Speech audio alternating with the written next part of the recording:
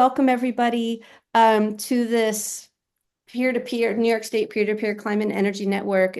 Really evolved in the last year that we've been collaborating and, just to share and connect with the objectives, which is to strengthen the collaboration between the New York State, the peer-to-peer network, which consists of advocacy organization advocates, municipality staff, and elected officials partnering together with the New York State Regional Clean Energy Hubs, which has really elevated the work that we can do together. And it's been established, in collaboration with forwarding the CLCPA goals and timeline. So I just want to say welcome. So as the agenda rolls, I would like to hand it off to Dan Busey, just really to talk about, we have about 15 minutes, but I do want to say if we don't finish this up before County Exec Metzger comes on board, we can finish it up after she steps away. One of the reasons that we brought the hub together with this regional group of advocates and elected officials and municipalities to really focus on the local aspect of renewable energy and the opportunities that exist between both of us. So, and Dan's going to talk about one that could play a big part in this. So Dan, hand it over to you. Appreciate it, Melissa. So I think those who are a part of the hub have a very good understanding of this, but for those municipal representatives here, private market representatives, or nonprofit representatives, we want to express something out to all of you that would encourage you to get in touch with your local hub and have a discussion actually right now about potential concepts. Because as part of this regional hub concept that is provided, funding through New York State and NYSERDA, there is obviously the core initiatives from the hub, but there are also additional funding opportunities for local pilot projects and local community campaigns. So our hub right now, as an example, is working on something after we've analyzed our regional assessment barriers analysis. We started coming up with ideas for how to address some of those constraints and some of those, essentially those barriers that we see here on Long Island. And we are going to be doing so by tapping into this local pilot project funding. You do have to apply for this funding. It is obviously, a slight application that the hub fills out as a request to NYSERDA. But there's a substantial amount of money available through both the pilot projects and through this community campaign. And so we wanted to just kind of familiarize everyone with those two concepts and let you know that, like I said, there is a substantial amount of funding here. I mean, correct me if I'm wrong, I still to this day get those two mixed up in the amount of funding available to them. But I believe with the community campaigns, there is $300,000 available, where pilot projects have around $150,000 available to them. So this could be spread across a few, one, or multiple projects. So something that we had talked about, and right now our first initial draft, this will not be our last. We're only using a partial amount of our funding for this first idea. So, as we go through this process, the Long Island Clean Energy Hub is going to be coming up with a few more examples of this and applying for different amounts of funding to NYSERDA. But for those, like I said, municipal, private, nonprofit representatives here, if you have some ideas for a good pilot project, community campaign within your area, we want to encourage you to speak with your hub representatives. And if you are able to, offer up any sweat equity in this and time, I mean, I can only imagine that your local hubs are going to be interested in working with you on this as well. As an example, just our first idea, and again, we have a few more, we're cooking up right now, but this is the one we've started flushing out with a full, actual proposal. Is a mailing campaign.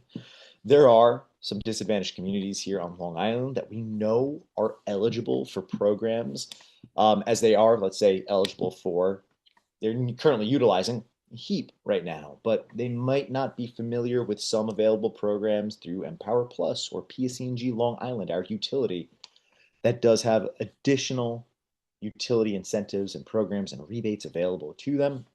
So our goal is to work with some local organizations that have that information, have that data of who is currently, let's say, a recipient of HEAP, and let's get them additional information on all the other programs that they are eligible for. So a mailing campaign, a digital advertisement campaign, combining that with in-person events so that when we put out this information to the public, not only are we just giving them, that basic flyer that they might be eligible for some of these programs, but also giving them that opportunity, an invitation to come speak with us at some in-person events that we are going to be hosting in their local area.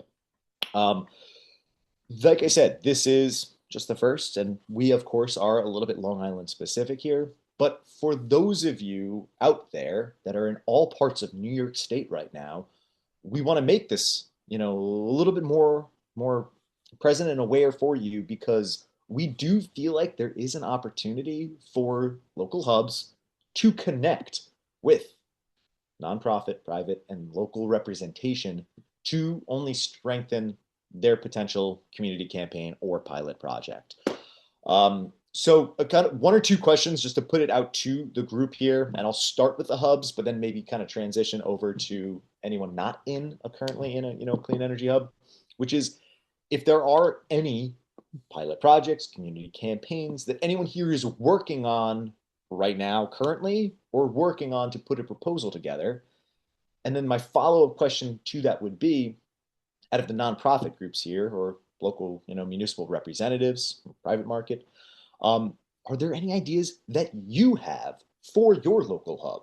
Obviously Long Island is slightly different in its utility structure, and then that's obviously where we put a bit of our time in on focusing.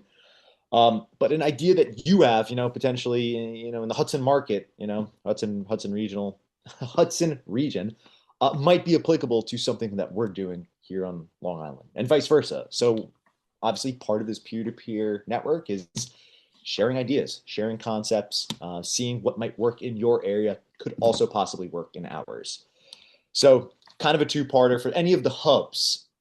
Are any of you working currently on pilot projects or community campaigns, either currently or putting together a proposal for one of them? And it's okay if you're not. We are right now just preparing our proposal, but like for example, Kareem, I'm not sure if you are right now in your capacity working on a pilot project or community campaign, but we're trying to express some of those ideas and get them across regional boundaries. I could share a little bit. Um, yeah, we were asked to share with the hubs as well updates, and we've been sharing as we go. Um, sorry, 1 second. No problem, no problem. And while Kareem takes a second again, maybe some. Sorry, give a it back. childcare issue working No from worries. home.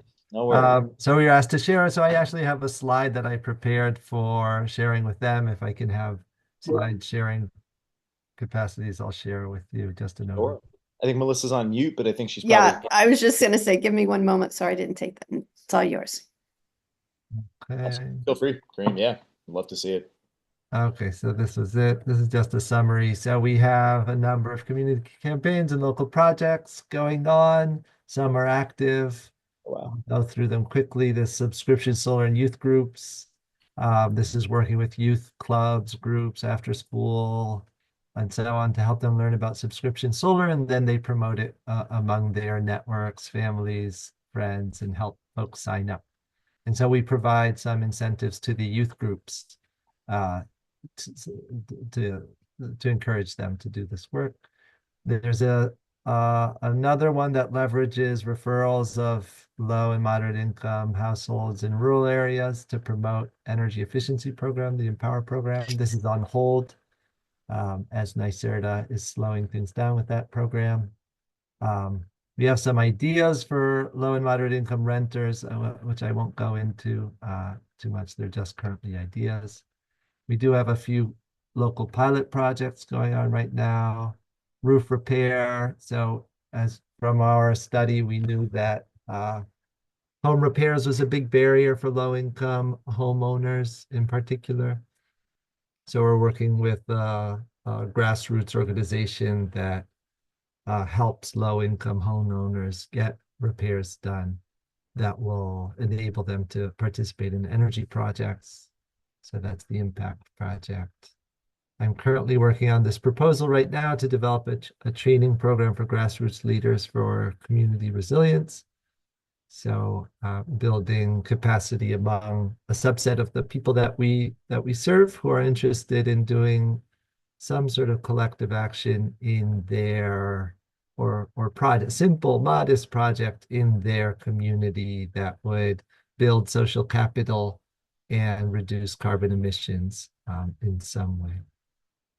We have, so that one's under review right now. We have a mural project going on in our region. We've selected 18 artists. There are about 50 applications, and the 18 artists will paint a mural that's related to communities where justice and environmental sustainability work together, and each of the murals has some sort of community engagement component.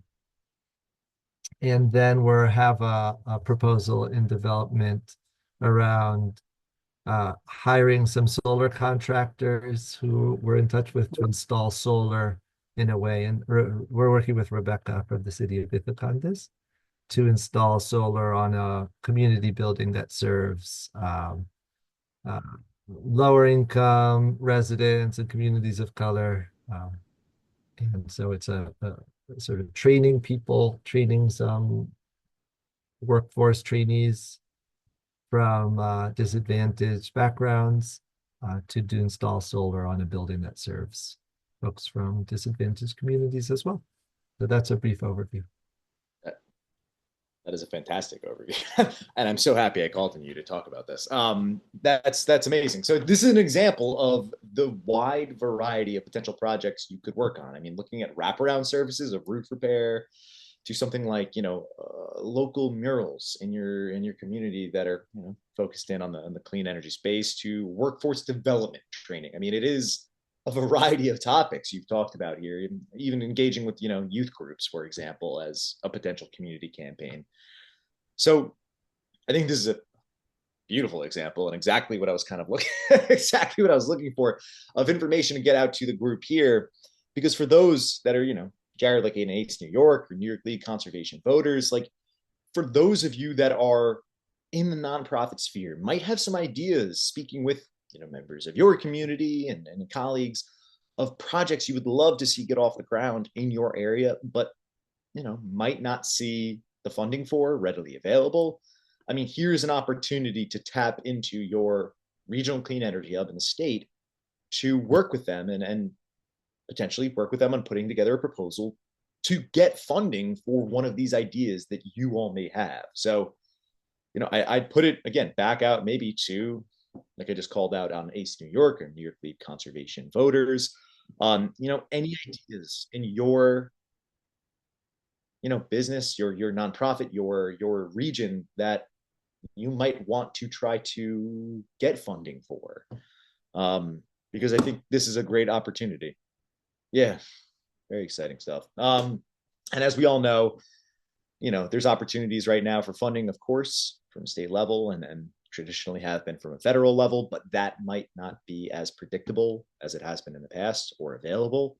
So here is an opportunity to tap into some potential funding and really, take one of these projects that you might have and turn it into reality. So I put it back out there to the group, just if there's any concepts, ideas, any projects that you would love to see in your local area, even if it's a pipe dream or something that might be hard to accomplish, there are opportunities.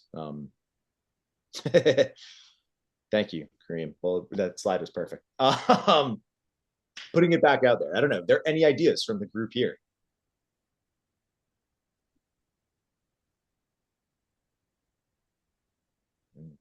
Saw Ken unmuted, but I don't know if that was. And I'll also say, the hubs are really a resource for us nonprofit organizations, advocacy groups that are looking to do more but don't have the funding to do so. And that collaboration could be extremely important, and not just advocacy groups, but also elected leaders to work together with the hubs, with others on this call or those who aren't on this call to create a campaign of sorts or a pilot project, and hoping just to throw some ideas against the wall here. Yeah. Well, so I'll say something just for I know for Long Island and just in general, the pilot project funding is actually designed to it was put in place by NYSERDA as a way of identifying or developing innovations at in local regionally for to address barriers that got identified through the barriers analysis that all of the regions did. So each region did this regional assessment and barriers analysis, and they all have documents that are accessible, excuse me, for the public to see. Excuse me, I got it. No problem. No problem. Mana does have a question. If you want to just interject quick, Mana, but depending on how long Ken might need a break. Ken, go get a glass of water. Okay, just a couple things. I have a concern that the state is pushing beneficial electrification ahead of renewable energy generation and storage, and that has consequences. But we also, in Ulster County, we do have a plan. We're upgrading that. And what we're doing is working with municipalities to ensure wise siting of solar and other renewables. But we need staff. We need, when I say we, I'm talking about a brain trust of very busy people. And so I sent Mike Murphy a note asking that we also talk with the county executive and see how we can utilize some additional funding to create an effective collaboration. Well, thank you, legislator. Thank you very much. Yeah, I And guess. what? Sorry. No, please, Jared, go. Yeah, if I could just chime in, talking with local elected officials and other people in different communities, and I could talk about my own community. I live in a small town in the Catskills. One of the biggest things that people have concern with, and regarding pilot projects, what could contribute to their happiness is just a very basic offsetting local property taxes with the pilot projects and host community agreements that these projects will develop. That's number one. I would, also say that the local fire departments in upstate New York in the very small towns, a lot of them don't have tankers and things like that. So, money being allocated from the pilot projects and HCA's towards the volunteer fire departments is also important to the local elected officials and also other people in the small community towns. Thank you very much, Jared. And as I mentioned in the original agenda, this conversation would take place, and if we didn't finish it, we could carry it over after our guest speaker. So please, Ken, keep that. Don't lose that thought. Awesome. Well, thank you both, all of you, for your input there. And I'd like to welcome our guest speaker, who we're really excited to have, is Ulster County Executive Jen Metzger. Welcome. Hi, everyone. Hi. Thanks for having me. Absolutely. Thank you for coming. And I'd love to introduce you. And since the group already introduced themselves when we first jumped on around noon, if you would love to just put who you are and the organization you're with in the chat, that might give the county exec a good opportunity to see who we have on the call. County Executive Metzger, we do have a lighter participation today, and it is Friday at noon. And so that probably has something to do Yeah, with it. So, totally uh, fine. but thank you so much for joining us. And I'd love to introduce County Exec Jen Metzger. She serves as the first elected woman Ulster County Executive. She holds a PhD in political science and has an extensive background and experience in government and policy, having served in local government for over 10 years as a New York State Senator, as the co-founder of the Director of Citizens for Local Power, and as the policy director of New Yorkers for Clean Power. She's been a leading voice, and why she's here, for tackling the climate crisis at the local, the state, and the international levels, beginning with the work at the United Nations, the association where she organized hearings for the first international negotiations on climate change. After graduating from Oberlin College, and then while serving as the state senator for the 42nd district, she championed passage of the Climate Leadership and Community Protection Act. And I think we all have been part of that process. And she fought to include language that would center climate justice in the green energy transition.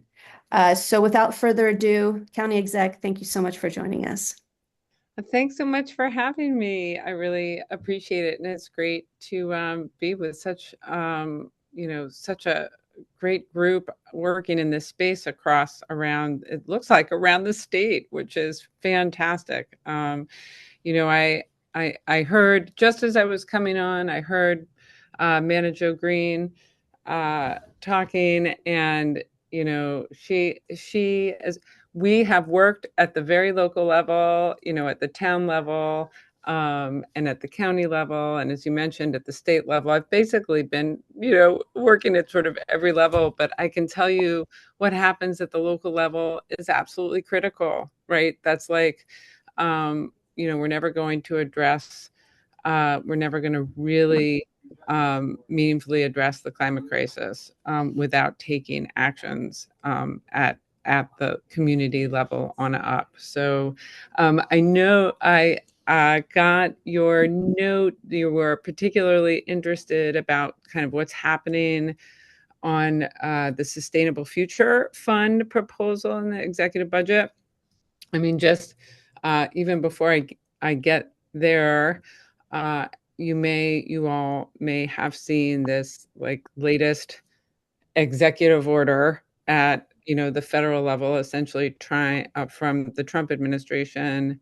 I mean, it has it's not constitutional, can't actually be carried forward from an executive order perspective, but still, it's alarming, this focus on basically trying to undo and stop states from implementing their own strong climate laws, including New York, Vermont, California, and others. And so, when I first ran for the state senate, it was during the first Trump term, and one of the main motivating factors for me to run was precisely that we were going backwards at the federal level and on climate, environment, so many other issues, but really needed to step up and lead at the state level. And we can do so much. New York is a big economy.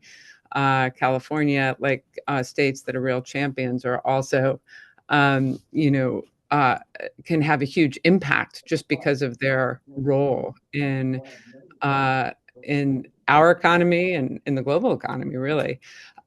So we're very concerned. So I chair the State Association of Counties Climate Action or Climate, Environment, and Energy Committee. I also just recently got on the National Association of Counties Energy, Environment, and Land Use Committee, and went to that meeting in DC last month, which was kind of wild. But at the state level, we have New York counties. We're a big mix, but counties.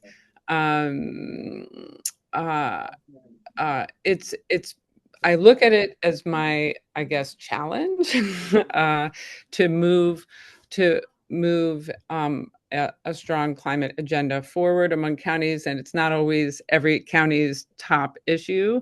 But I will tell you that every single county, regardless of where they are on the political spectrum, and that includes all of my colleagues on the Republican side of the aisle, are deeply concerned about the impacts that they're now experiencing from climate change. Like, deeply, like that has consumed the conversation in our county executives meeting, State Association of County Executives meeting, dealing with tornadoes and floods and wildfires and all of these things. So there is still a lot of concern and attention on what's at the local level and county level on these issues. So we passed a half a dozen resolutions when at the legislative conference of the National Association of Counties, which is the legislative conference is held every year around the same time to influence budget negotiations as well as the state legislative agenda. The governor has, as part of her executive budget, she proposed the Sustainable Future Program, which is there's not a lot of specifics around it, but it is $1 billion.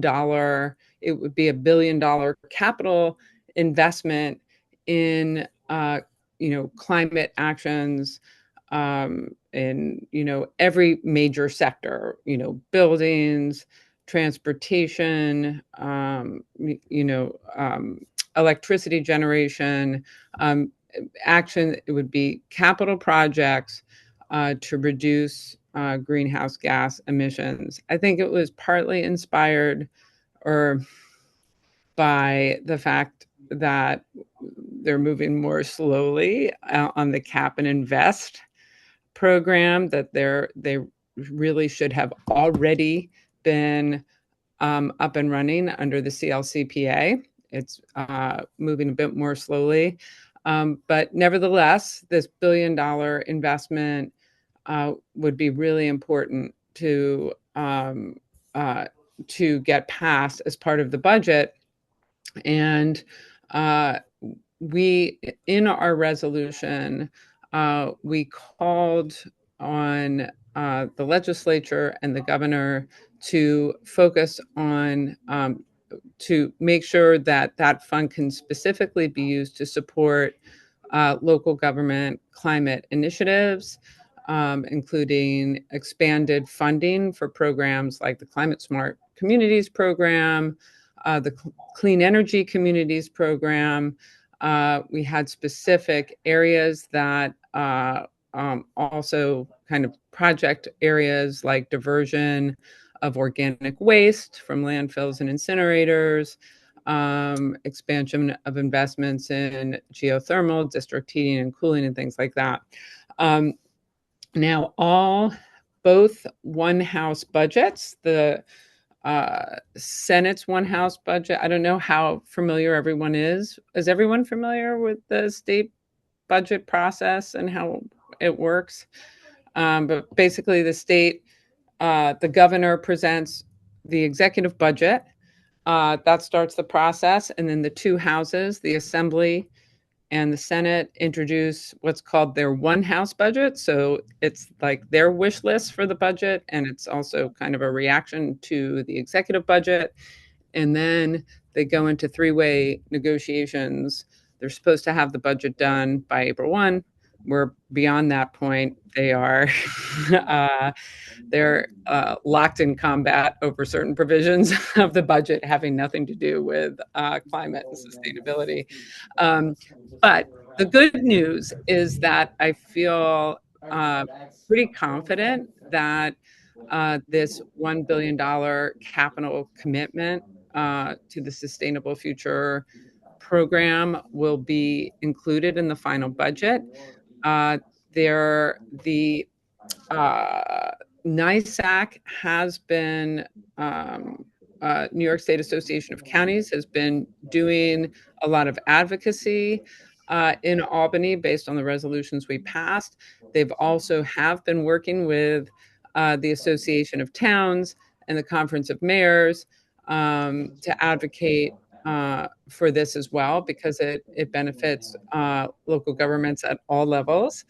And I think there was some pushback at this from the Senate and Assembly about specific projects for this or that government, but overall there is support for supporting local government investments.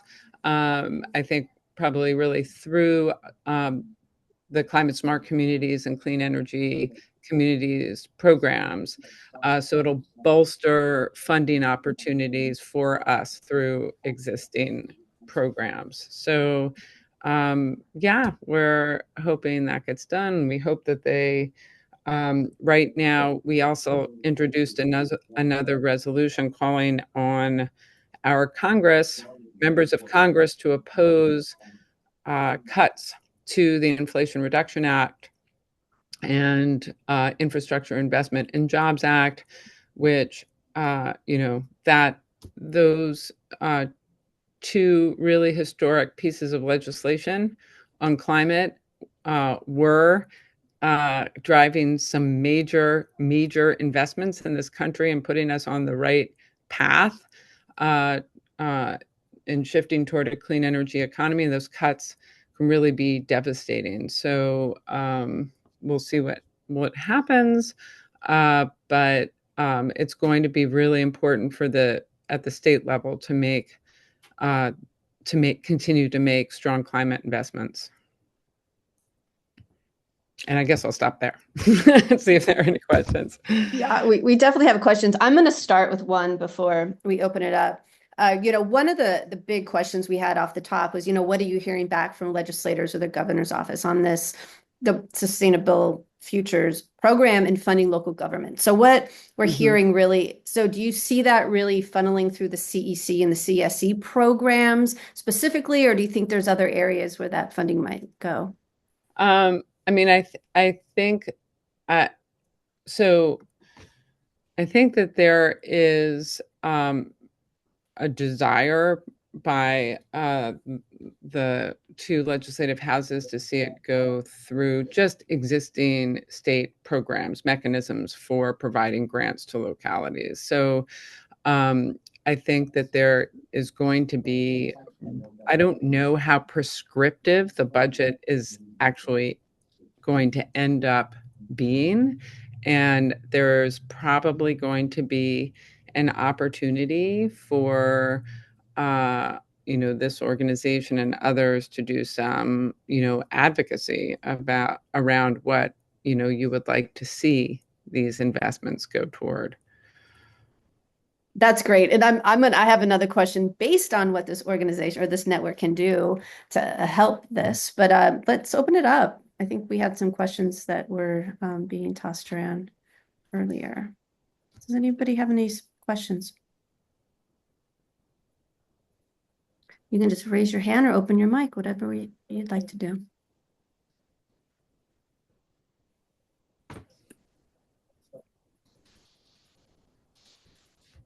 Don't be shy. Not that I can necessarily answer your questions, but I'm always willing to try. We had some before, but I'll carry on. You had mentioned that you were working with the Association of Towns and the Conference of Mayors for this push for local government funds. Are you getting positive? So I was going to say, so that's NISAC staff that are working directly, and they have a great relationship. NISAC has a great relation. I mean, they consider themselves all partners and advocating for local governments, and and they collaborate in particular on environment and climate issues. So there's a lot of common ground there. This is great. Thank you. John. County Executive Metzger, thank you very much for spending some time with us this afternoon on a Friday. I'm sure it's a hot ticket time for yourself as well. I was particularly interested in a comment you made regarding the perspective of county executives across the state of New York, particularly with issues related to the effect and symptoms of climate Mhm. change. Are you finding that the needle is also swinging in wanting to address the causes? Yeah, so that's a really good question. I've always complained how many naysayers on climate jumped from there's no there's what do you mean climate change? Questioning the science to, oh, it's happening and how do we adapt without really focusing on the mitigation. But I think I uh, what's really I think a positive development. I mean, it's negative that we're all experiencing these things, but um, it's so high on their radar, and it was surprising to me. We meet the county executives meet once a year or twice a year, and we all have a zillion different issues and challenges that we're facing, like so many different things: housing, mental health, like all kinds of things. What do the cuts to federal funding mean, et cetera. But and I was really pleased to see I didn't start the conversation if they like started right in on all of these climate crises that they were facing and connecting it to that, not saying the words climate crisis, but climate change. And that doesn't automatically translate into support for strong mitigation measures, but there is a high salience of the issue on it's just on their radar, which I think it makes it easier to move those conversations forward. And NISAC, I like to say I have the toughest committee to chair in NISAC because there, there's, there's, it's mostly, sorry, I do have to get partisan for a moment, but it is mostly, counties are mostly Republican governments. I mean, there's only like a half dozen counties that are democratically led, and just environmental issues often, I don't say they do exclusively, but the climate issue has a partisan element to it, unfortunately. And so it has it's not easy to chair that committee, but the fact that we've been able to pass 6 resolutions, including a resolution unanimously, by the way, and then it's passed through our committee unanimously, and then it was, I would say, not every, but almost every resolution was passed unanimously in our committee, and then they were all adopted by the full plenary. I mean, that says a lot that, you have at the national level, they're calling for like slashing Inflation Reduction Act funding. And we're saying like, no, this actually helps our communities. We need these investments. And the fact that they had support, I think, is meaningful. And it's helpful. It's helpful for advocates to be able to point to those resolutions. It's helpful for people on this call to be able to point to those resolutions and say, hey, these were unanimously passed by, the counties of New York State. There is wide support for this. So, yeah, but when you're drilling down to, what counties will actually do in terms of their commitment of resources to mitigation, that's that's a tricky one. I think it's going to depend. Thank you. Brad Tito. Hi, County Executive Metzger. Hi, Brad. How are you? A long time. So, back in 2016, we had the same kind of situation where the federal government kind of steps out of the climate work, and then you see state and local governments step up, right, and kind of fill that gap.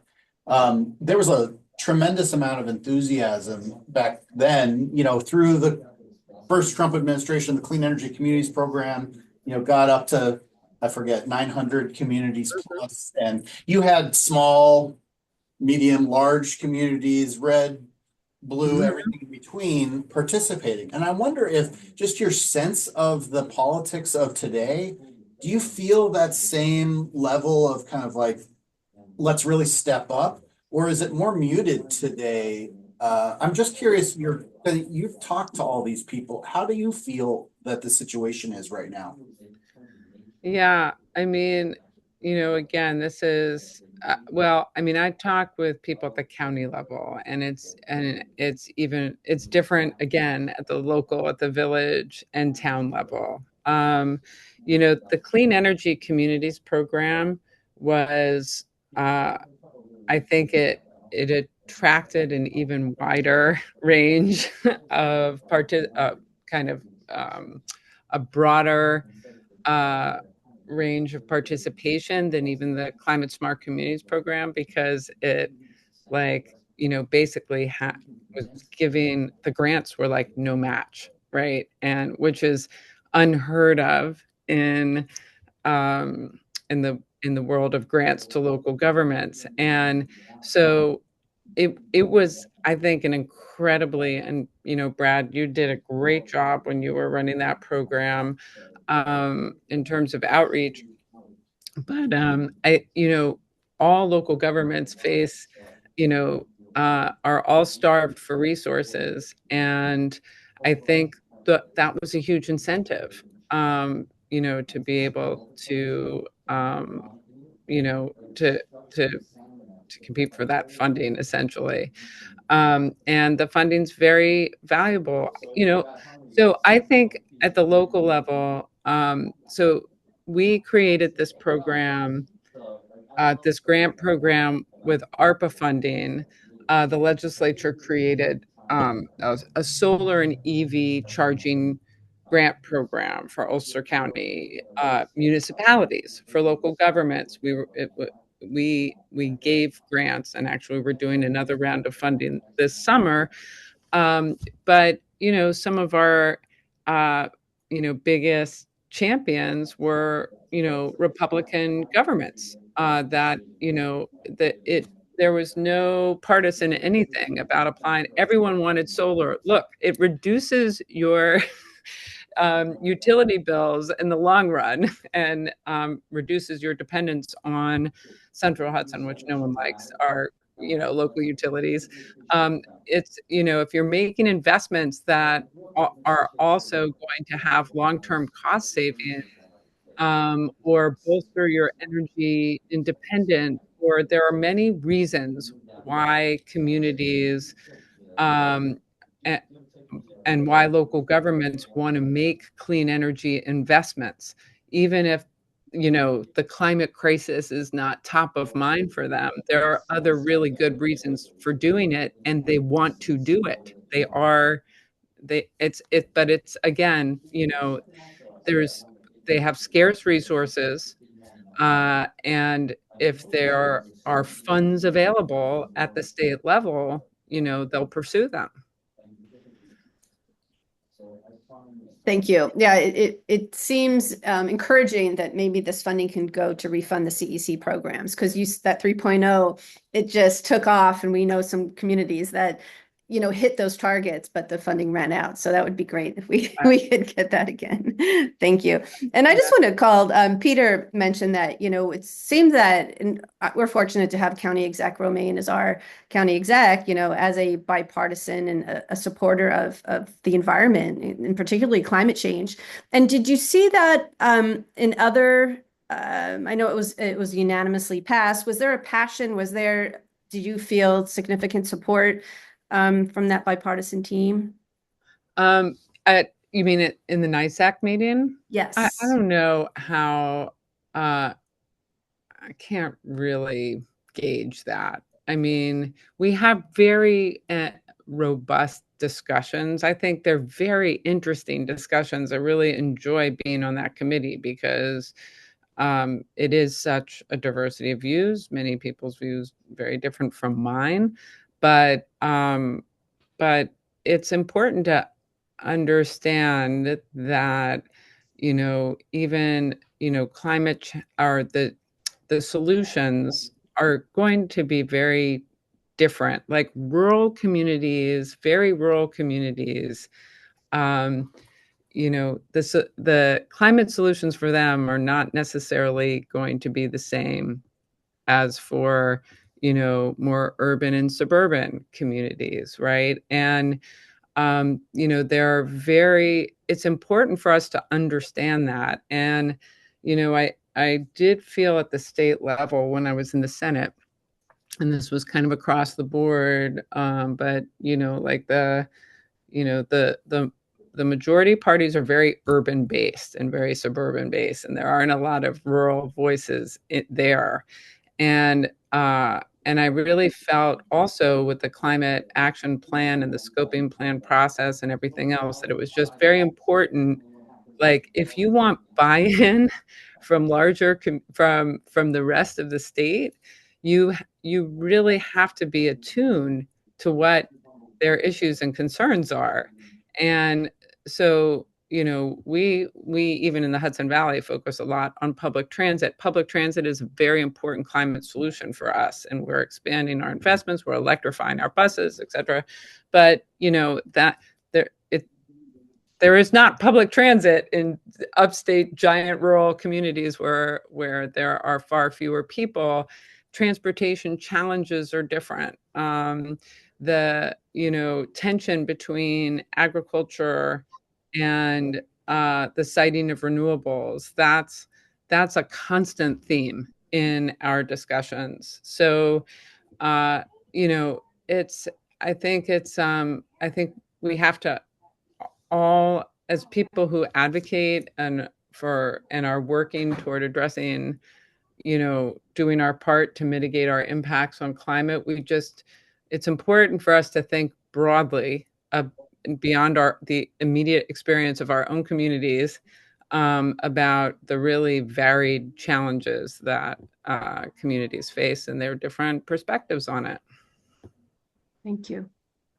Ken, was that question answered, or do you still have one? It was just answered by the question. Thank you. Thank you. So I do have one final question, County Exec Metzger, and it's for this group as a whole, and we're recording this, and this will go out to all of our members and beyond, social media, etc. So, call to action. How can this group get involved to help? Like, what advocacy actions can we do to help get this proposal into our local communities and this funding into our local communities?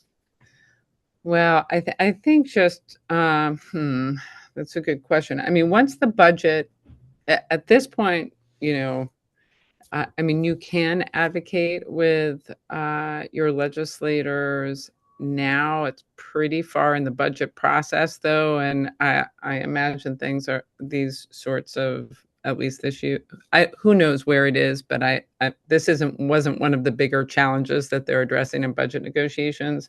So we'll have to see what the actual language is that results from budget negotiations. But it will be, if there is room, if it's not overly prescriptive, which I don't think it will be, I think advocating with the governor's office and whatever agencies, whether it's NYSERDA, DEC, whomever, about what the needs are, communities, and what types of investments would be most useful for local governments, just to make sure they're really tailoring it to what the needs are. And working through, Association of Towns and NICOM and NISAC as well. Thank you very much. Yeah. Thank you. No, thank you so much for being here. Are there any final questions for County Exec Metzger? Thank you for your time. We know we're over that timeline that you committed to us. So It was just a pleasure talking to you. It's conversations like this that'll help New York State move forward with our climate goals, and we really do appreciate your support and taking the Thank time. you for all you do as a network. It's fabulous. So I appreciate it. Okay, take care. Very good. Thank you very much. Thank you. Bye-bye. Bye. All right. So I know a couple had to drop off. Are you, let's see. I'm having a glitch here. Are we all having a glitch? No. Okay. Okay, good. All right. Yeah, I do think a lot of people do have to drop off at that 1 o'clock hour. Are we interested in still, have a good weekend, everybody. Still, maybe we should table the conversation to campaigns. Dan, if you want to briefly talk about the Google group. Sure, absolutely. So some of you, or realistically, probably should have been all of you, got an invite. After our last meeting, one of the conversations was, is there a good way for us to just disseminate information amongst ourselves? And there is, through something called Google Groups. You essentially can add people's email addresses to this one email listserv. Pretty simple concept. When you email this one email, and I, as I'm talking about it, probably should have been more prepared. Once you email this single email, it does go to every single email address that's currently in this group. You do have to accept this invite to basically be added to the overall Google Groups, but very simple process. And I'll probably send out, another invite to people after this meeting. Excuse me. But the idea is, like I said, you have one simple email address. So let's say that you want to get, one example I think we talked about last time was letters to your municipal representatives. Could you do that and basically get that template out to every single person in this group? Yes. Email this one email address and it goes out to everyone. There's a big event or a message or something going on that you want to get out to this larger group. Rather than find the email addresses of every single person and put it in your email address to field and send it out that way, there is one email address. So if you're not part of that and you would like to be invited again to that Google group, let me know. It's a really simple process to essentially add people to this. But again, if there's anything you want to get out to the larger group, that is a great place to do it. I would recommend just simply going to your email field and typing in that email address. So don't be afraid of it. We have a couple folks that have registered or joined, but it's a good way to get those resources around. So perfect. Thank you for dropping that in the chat. Please sign up for that. We're going to start with the New York League of Conservation Voter has a template letter to our congressional representatives on some issues that we're dealing with right now. And I know other communities and advocacy groups have had success with some of their campaigns that we'd like to share with everybody. So